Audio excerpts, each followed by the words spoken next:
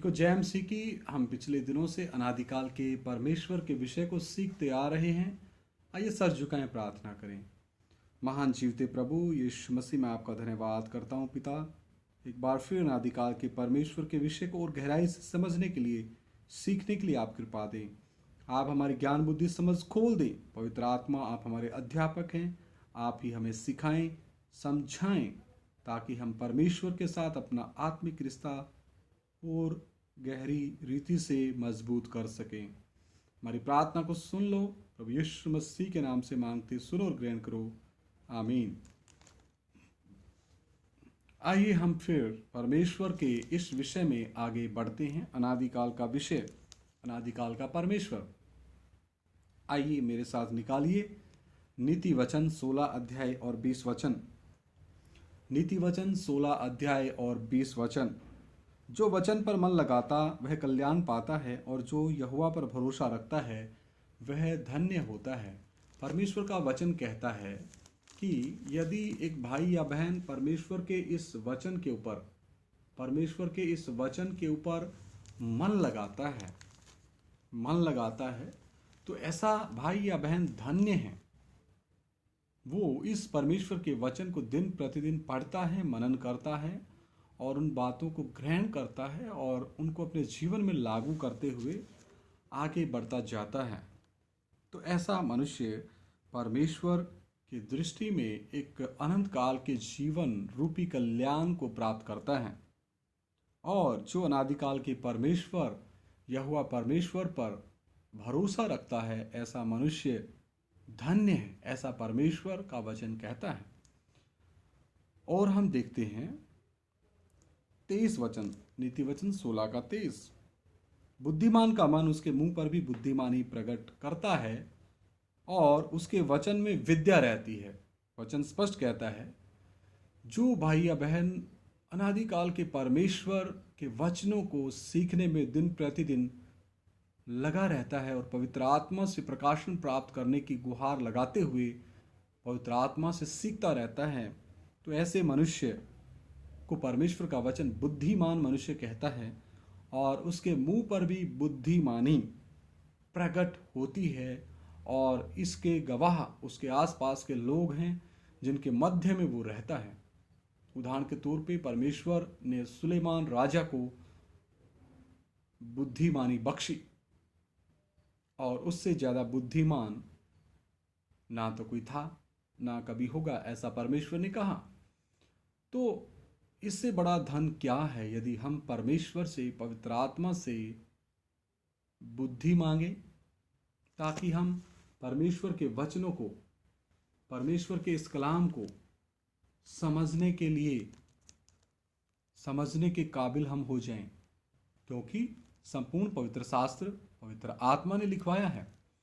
तो अगर हमने इनको समझना है तो पवित्र आत्मा के बगैर इन मोतियों को समझना, इन भेदों को समझना बहुत ही मुश्किल है। तो और आगे लिखा, उसके वचन में विद्या रहती है, यानी ऐसे मनुष्य के वचन में, बातों में विद्या यानी कि बुद्धि रहती है, यानी कि ज्ञान की बातें रहती हैं। हालेलुया। नीति वचन 18 का 10 वचन और 15 वचन भी हम देखते हैं। नीति वचन 18 अध्याय का 10 वचन और 15 वचन। यहोवा का नाम दृढ़ गढ़ है, धर्मी उसमें भागकर सब दुर्घटनाओं से बचता है। तो मेरे प्रिय भाइयों बहनों, यदि इसी रीति से हम दिन प्रतिदिन अनादिकाल के परमेश्वर की अधीनता में उसको और जानने की इच्छा को रखते हुए आगे बढ़ते हैं, और ऐसे भाई बहनों के लिए यहोवा परमेश्वर एक दृढ़ गढ़ बन जाता है। अनादिकाल का परमेश्वर उनका क्या बन जाता है? एक दृढ़ गढ़ बन जाता है।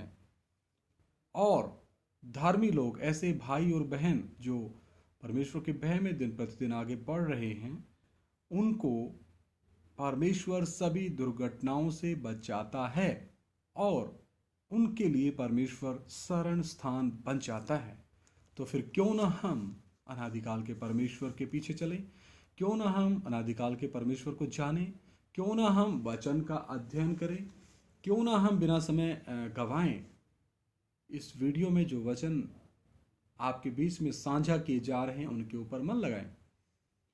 इसी का हम 15 वचन भी देखते हैं। समझ वाले का मन ज्ञान प्राप्त करता है और बुद्धिमान ज्ञान की बात की खोज में रहता है।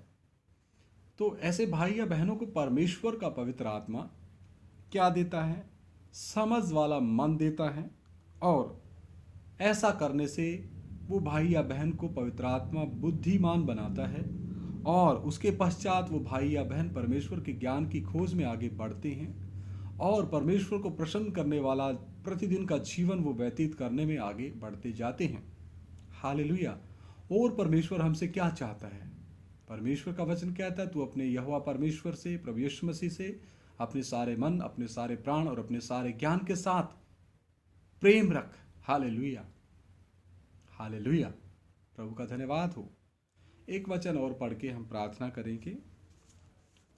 नीति वचन 19 अध्याय उसका 2 और 23। नीति वचन 19 अध्याय उसका 2। मनुष्य का ज्ञान रहित रहना अच्छा नहीं, और जो उतावली से दौड़ता है वह चूक जाता है।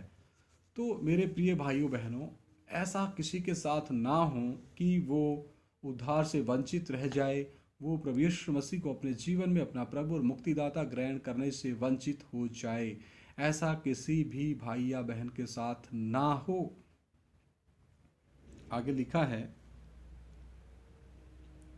जो उतावली से दौड़ता वह चूक जाता है। ये हमारे विषय में शामिल नहीं है, लेकिन हमारा जो विषय है अनादिकाल के परमेश्वर को जानना, तो उसको जानने के लिए एक एक मनुष्य की ज्ञान बुद्धि समझ खुल जाए। मैं तो यही प्रार्थना करता हूँ, और मेरा ऐसा मन है, इसलिए तो मैं ये वचन आप लोगों के बीच में लेके आ रहा हूँ। Hallelujah, hallelujah. मैं कोई बड़ा प्रचारक नहीं हूँ, ना मेरी कोई इच्छा है कि मैं बड़ा प्रचारक बनूं, मैं बड़ा सेवक बनूं। मैं तो परमेश्वर के डर और भय के साथ आप लोगों के बीच में ये वचन साझा कर रहा हूं, क्योंकि परमेश्वर ने ये एक आज्ञा दी है, महान आज्ञा दी है कि जाओ मेरे गवाह बनो, हर धर्म, हर जाति, हर बिरादरी के लोगों को सुसमाचार सुनाओ, ये खुशखबरी सुनाओ। ये कीमती तोड़े, ये कीमती मोती सिर्फ अपने पास ही रख करके आप ना रखो।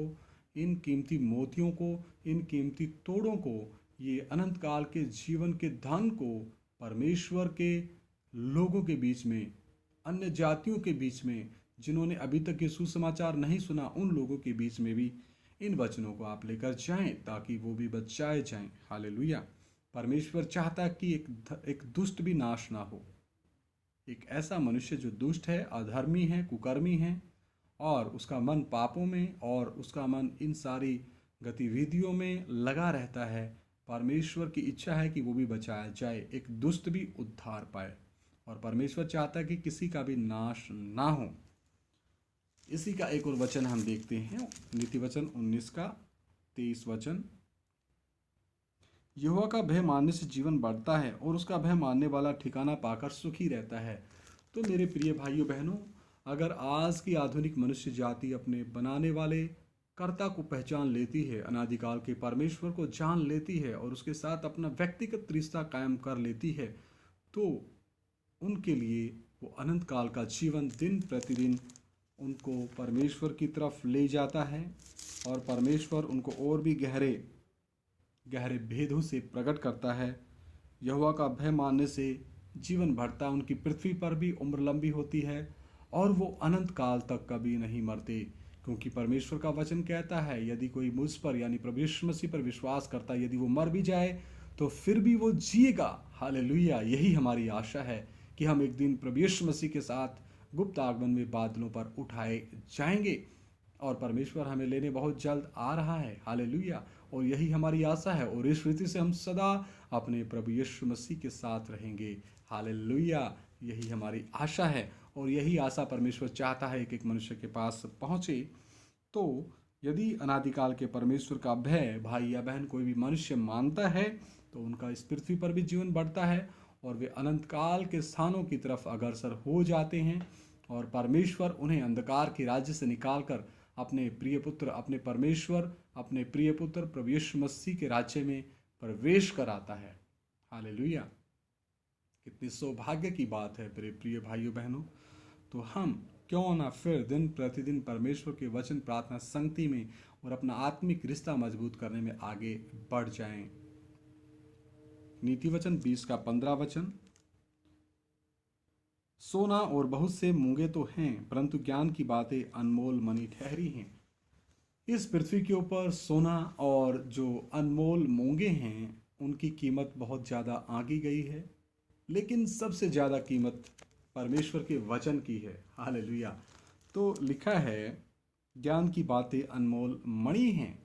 ये परमेश्वर के जो वचन हैं ये अनमोल मणि हैं। तो इन मणियों को खोजने में अपना समय बिताएं, प्रार्थना संगति में अपना समय बिताएं, वचन के अध्ययन में अपना समय बिताएं और परमेश्वर के साथ अपने रिश्ते को और मजबूत करने में समय बिताएं। इसी का 24 और 27 वचन भी पढ़ते। नीति वचन 20 का 24 और 27, मनुष्य का मार्ग युवा की ओर से ठहराया जाता है, आदमी कैसे अपना चाल चलन समझ सके। मेरे प्रिय भाइयों बहनों, अनादिकाल के परमेश्वर ने हर एक मनुष्य का हर एक बात, हर एक मार्ग, मनुष्य का मार्ग अनादिकाल के परमेश्वर यहोवा ने ही ठहरा रखा है। हम अपनी आत्मा से बिना प्रभु यीशु मसीह को अपना प्रभु और मुक्तिदाता ग्रहण किए अपने चाल चलन को समझ नहीं सकते। अगर हमने अपने चाल चलन को समझना है तो परमेश्वर का आत्मा ही इसमें हमारी मदद कर सकता है। पवित्र आत्मा ही हमें एक एक बात को दिखा सकता है कि हम कितने पापी हैं और हमारे अंदर कितने गुनाह हैं, अपराध हैं, श्राप हैं और हम कितने गंदे हैं। तो मेरे प्रिय भाइयों बहनों, बिना प्रभु यीशु मसीह को ग्रहण किए अपना प्रभु और मुक्तिदाता कोई भी उद्धार प्राप्त नहीं कर सकता। इसी का 27 वचन, मनुष्य की आत्मा यहोवा का दीपक है, वह मन की सब बातों की खोज करता है।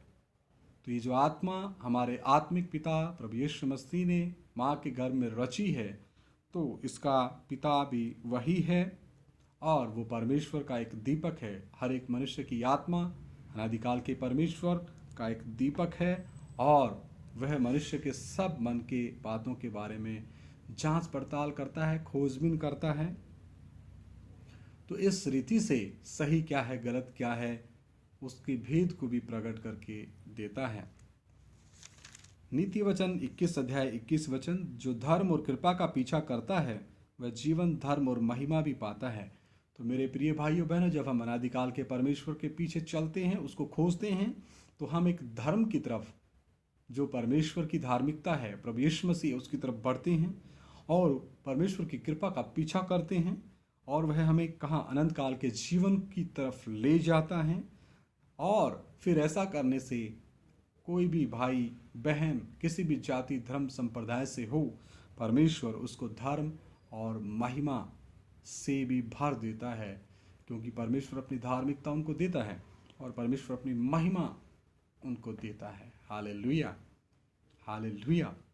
नीति वचन 24 का 5, नीति वचन 24 अध्याय 5 वचन, बुद्धिमान पुरुष बलवान भी होता है और ज्ञानी जन अधिक शक्तिमान होता है।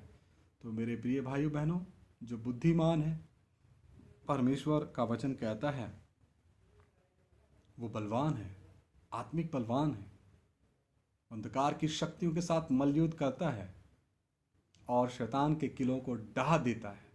हालेलुया।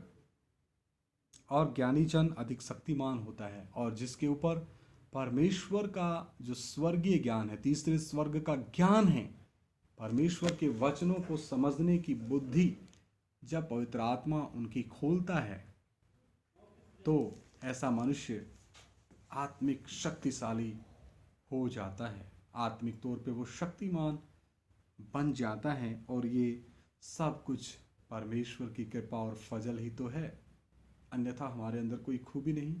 विश्वास के द्वारा अनुग्रह से हमारा उद्धार हुआ है, हमारे अंदर कोई योग्यता नहीं है, ना ही कर्मों के द्वारा उद्धार है। उद्धार एक दान है जो परमेश्वर के पुत्र प्रभु यीशु मसीह को अपना प्रभु और मुक्तिदाता करके ग्रहण करने से और अपने पापों की माफ़ी की याचना क्रूस के नीचे घुटनों के बल होने से और प्रभु यीशु मसीह को ये कहने से कि प्रभु मैं पापी हूँ, मेरे पापों और श्रापों के लिए आप स्वर्ग को छोड़ के देह धारण किया, क्रूस पे जान दी, तीसरे दिन मुर्दों में से जी उठे। आज से आप मेरे प्रभु मुक्तिदाता उद्धारकर्ता परमेश्वर हो, आप मेरे जीवन में आइए, मुझे क्षमा कीजिए और अपने लहू से मेरे आत्मा, प्राण, शरीर को, दिमाग को, विचारों को धो दें। तो उस दिन प्रभु यीशु मसीह उस मनुष्य के जीवन में आ जाते हैं, उसके अंदर असीम शांति आ जाती है, उसका उद्धार हो जाता है। फिर आगे से उसको अपने दूसरे उद्धार के काम को डरते और कांपते हुए आगे बढ़ाते जाना है और आखिरी सांस तक वचन प्रार्थना संगति में लगे रहना है, अपने अगुओं की आज्ञाकारिता में, पिता पुत्र पवित्र आत्मा की आज्ञाकारिता में, वचन की आज्ञाकारिता में, और कलीसिया के लिए एक मिसाल और नाश होने वाले लोगों को पिता परमेश्वर के साथ मेल कराने वाला बनना है और आखिरी सांस तक विश्वास योग्य बने रहना है। हालेलुया। तो फिर ऐसा मनुष्य का जीवन बहुत से लोगों के लिए आशीष का कारण बन जाता है। आइए सर झुकाएं, प्रार्थना करें। महान जीवते प्रभु अनुग्रहकारी पिता, मैं आपका धन्यवाद करता हूँ। थोड़ी देर तेरा जीवता वचन सीखने के लिए आपने कृपा दिया और गहराई से आप हमें सिखाएं। इस वचन को जो भी भाई बहन, बच्चे, बुजुर्ग, नौजवान सुने प्रभु, एक एक की ज्ञान बुद्धि समझ प्रभु यीशु मसीह के नाम में खुल जाए और पवित्र आत्मा आप उनको कायल करें, वो भी प्रभु यीशु मसीह को अपना प्रभु और मुक्तिदाता करके कबूल करने पाएं। हमारी प्रार्थना को सुन लो, प्रभु यीशु मसीह के सामर्थ्य और पवित्र नाम से मांगते हैं, आमीन। सभी को जय मसीह की। परमेश्वर आप सभी के साथ हो। मारानाथा।